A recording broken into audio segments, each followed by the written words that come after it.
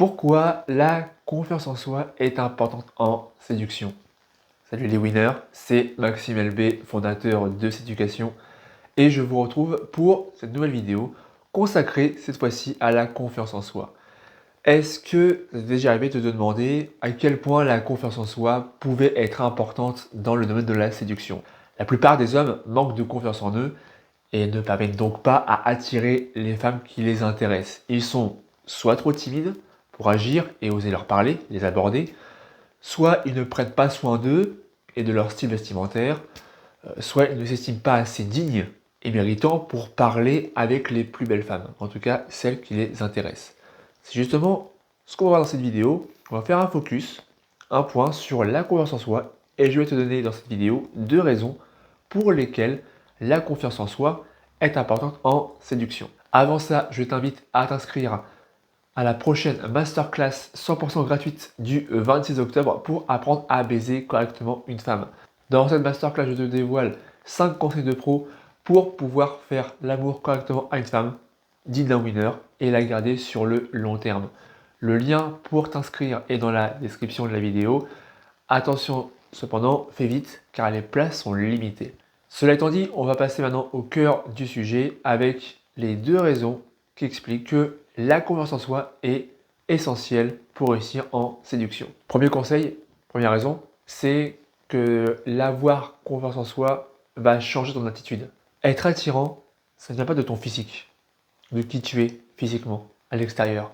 C'est surtout ton attitude, ton comportement qui va déterminer tes résultats avec les femmes. Pour ça, pour être plus confiant en toi, tu vas devoir remodeler ton cerveau, remodeler tes croyances limitantes.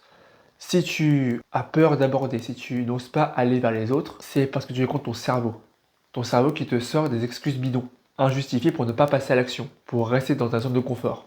Tu dois outrepasser cela, avoir une envie de changer, d'aller plus loin que ces pensées négatives, de vaincre ces pensées-là et toutes ces idées reçues sur les femmes, le fait de pouvoir vaincre ta timidité, le fait que tu as peur de te faire juger par les autres. Quand tu as peur d'une femme, par exemple, tu as peur de la critique, tu as peur du jugement extérieur, tu as peur de te faire ridiculiser, tu as peur du ratou, du stop, tu as peur de la critique, tu as peur du ridicule, tu as la peur du rejet. Pour remédier à ça, tu dois remplacer ces croyances limitantes, ces pensées négatives par des affirmations positives, des croyances entraînantes qui vont te permettre de passer à l'action.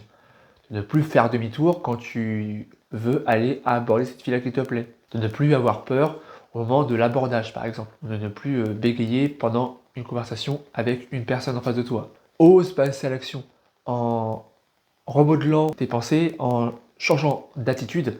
Tu vas avoir un comportement beaucoup plus confiant en toi. Je te garantis qu'en passant à l'action régulièrement et massivement, tu auras davantage de résultats, qu'ils soient négatifs ou positifs. Les résultats positifs seront énormes, parce que c'est justement ce que tu recherches derrière, mais aussi les résultats négatifs qui t'apporteront énormément d'informations sur ce que tu dois travailler, améliorer par la suite, pour te parfaire, pour performer davantage. Deuxième raison qui explique que la confiance en soi est essentielle en séduction, c'est que elle repose en partie sur ton cercle social, tes amis. Si actuellement tu fréquentes un cercle social qui est négatif, de bas étage, toxique, change de cercle, change d'amis, change de pote. Modifie ton cercle social pour qu'il corresponde davantage à ton envie de changer, à ta nouvelle vision des choses, vision de la vie. Si tu veux être plus confiant en toi, tu dois avoir des amis bienveillants, qui ont confiance en eux aussi. Ils pourront t'aider, t'appuyer, t'élever, t'encourager.